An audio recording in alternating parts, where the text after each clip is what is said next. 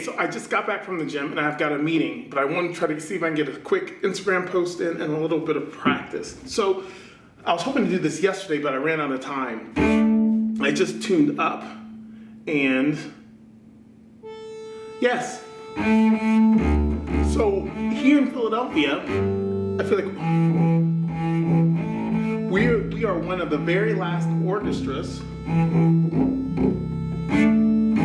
We're one of the very last orchestras to still tune at 440 hertz, which is interesting. 440. A lot of orchestras tune at 441, 442. I think in our European friends are up to 443 in some places. But 440 is something we take great pride here in Philadelphia, tuning at 440. I am looking at a little Mozart. By this time, I've already probably posted this by the time this video airs. But it will be probably the installment of Name That Tune tonight, hopefully, if I can get there. This is Mozart's 25th Symphony. And again, it's just random because normally I'd be playing concerts at work and this one just randomly came to mind, so I thought I'd play it. And in getting ready for it, now I normally say I warm up on these. I did start this yesterday because I thought I was going to have time to record it yesterday, but I didn't. I don't know if you can hear that. I've got a little rattle. It happens every summer. I think it's a patch on the top of the bass. For those of you who don't know, inside the instruments, sometimes after they've been repaired. And I'm going to do a video on my instruments. I have to do that. But this is Norma, of course. And with older instruments, if there's an old repair, there might be a patch on the inside. And as the weather changes, the instruments get smaller and larger.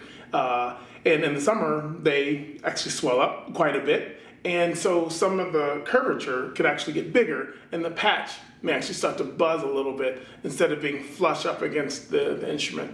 It's neat to think that these things are I still like to think of them as living beings, although they were once living beings being trees. And there's actually a beautiful quote that was on a harpsichord when I played in the Grand Rapids Symphony.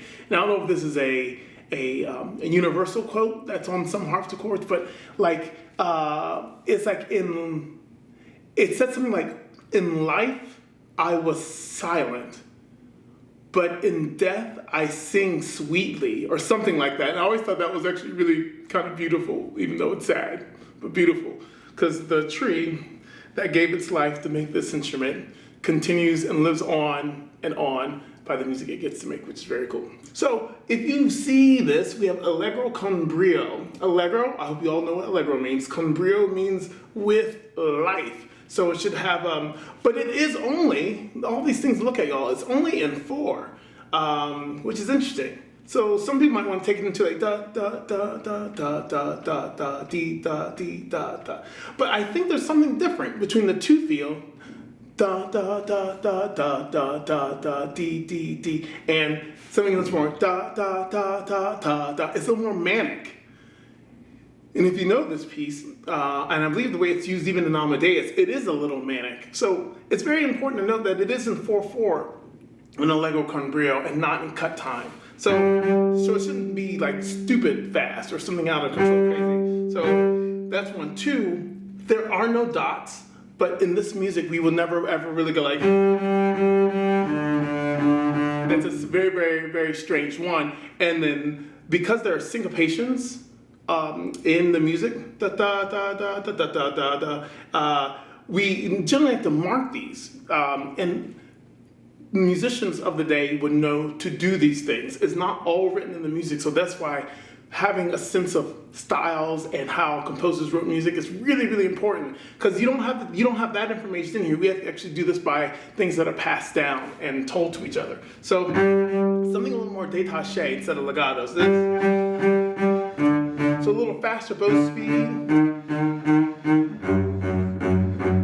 Now these are these little boogers. So the trick is really getting that third note underneath the finger so I can get that fast enough.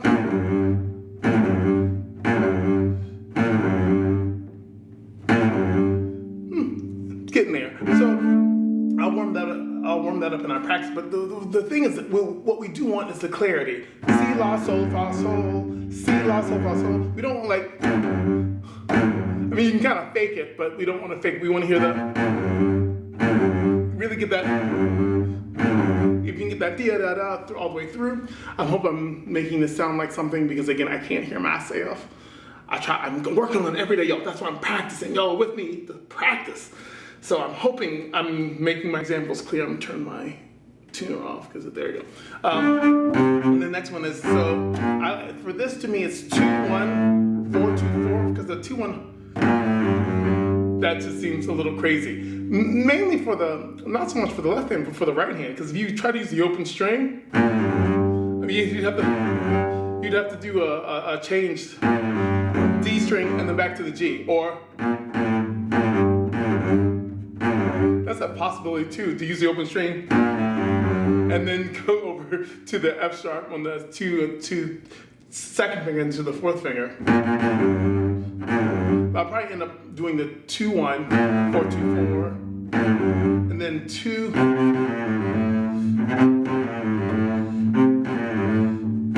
So I will do that pivot fingering for that. A pivot, you'll see my thumb stays in the same place. I don't know if you can see my thumb, but it goes back.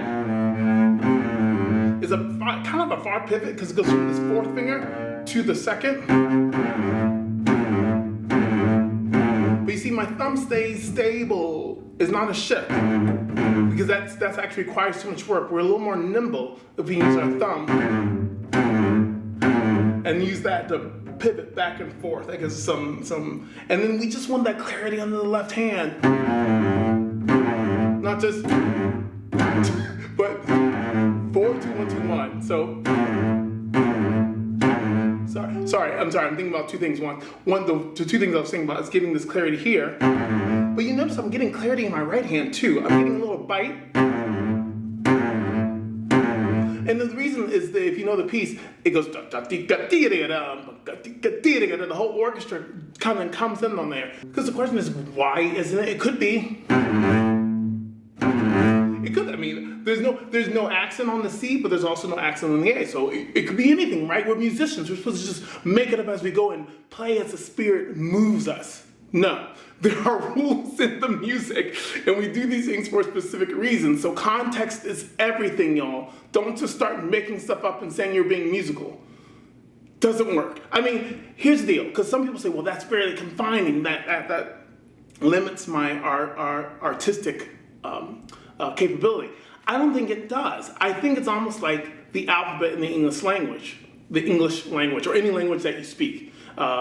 If you know how to use all the nuances of that language, you can actually be more expressive in how you communicate with people. So what we want to do is learn all the rules to the nth degree so that we can actually be more expressive. Because what happens is if you start doing funky things, then you actually start to distort the language. And when you start to distort the language, then it doesn't make sense. And then people hear you play and they're like, I don't understand what's going on because incongruous, or it doesn't match up with what most people are used to hearing. I'm not trying to limit anyone's creativity. I'm just trying to tell you, particularly from, again, I'm an orchestra musician. Some people say we're boxed in as orchestra musicians. We don't know, we have no musical freedom. That's all baloney. There is musical freedom in the music making, and actually I love that kind of personal element I can bring to the concert hall as an artist. But there are rules, one, and then two, in an orchestra, we are a team. So I am trying to play with the team. And if I'm going against the team, that means I'm going to make the team sound bad if I'm doing my own thing. Okay, I spent too much time on that, but those are just some thoughts for you to think about. So I was talking about the accent, this having that clarity in the front of that little explosion. And I just do that by dropping the weight on the string, getting that cut, and then releasing. And then same thing for there. And that's the next one. And then it goes to this one we've seen before. Went on an up bow. And then, ooh.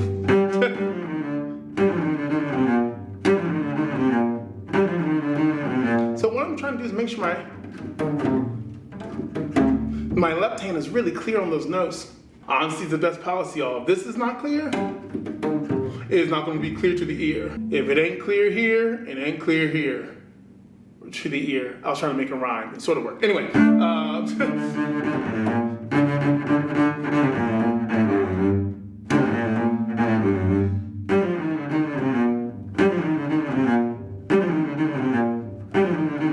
It's getting there.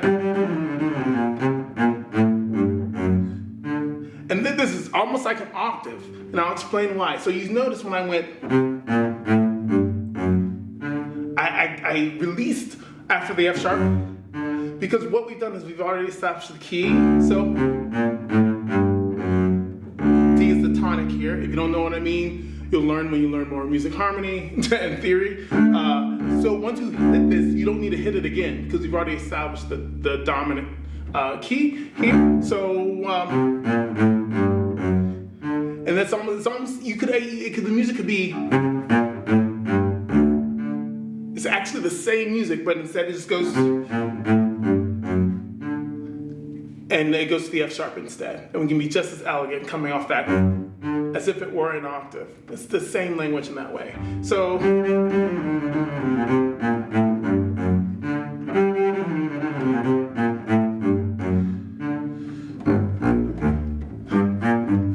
this is good. Let me try this with a metronome. I don't need to practice that because it's easy, so go.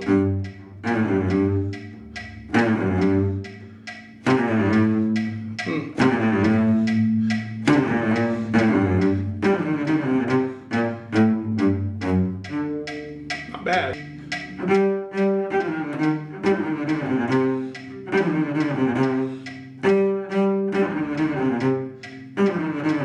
I'm trying to see how much bow I can use on that G natural. I don't want to scoot it too much. If I scoot too much, I actually skate it. So I can get that really cleanly. So a little faster. Let's see. I'm learning, y'all. We're getting there. It is a process. I think it was 140. I'm gonna try 155. I might normally do this a little slower, but this feels close to tempo.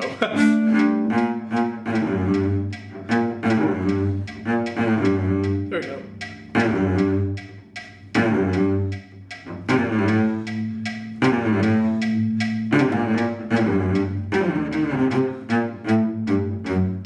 I'm a little late after. There we go. So I have to not just tense up. So.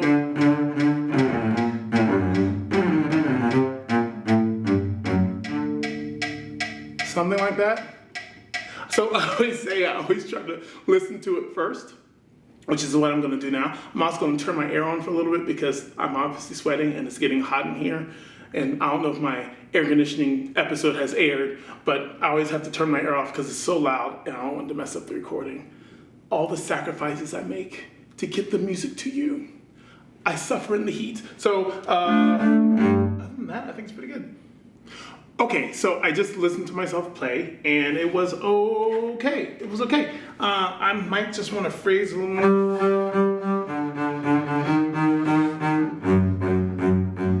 Musically, that F sharp is just very meaningful harmonically. So I can't make it sound pedestrian or like normals. And then I can release a little bit as it resolves to the G minor. That was pretty good.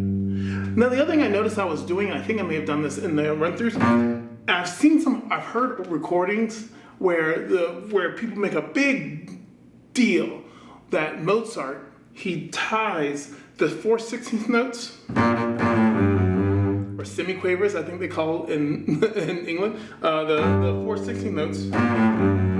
He ties them to those. That's beat 3, and then this beat 4. Beat 4, he has a quarter note with a dot.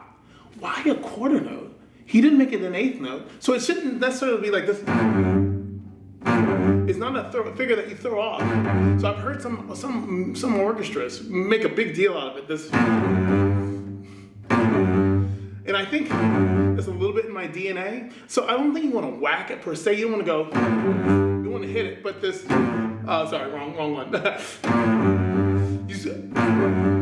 I think it's like a da-da-da, da-da-da-da-da, 3 and a 4, 3 and a 4. So it's not too phrased off. This is when you start getting into interpretations and conductors and whatever they want. So I will probably end up doing something a little in between, because I do like this.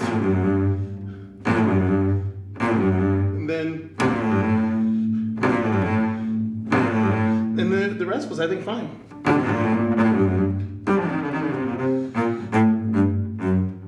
And I'll probably do a little more phrasing to the dominant there. So this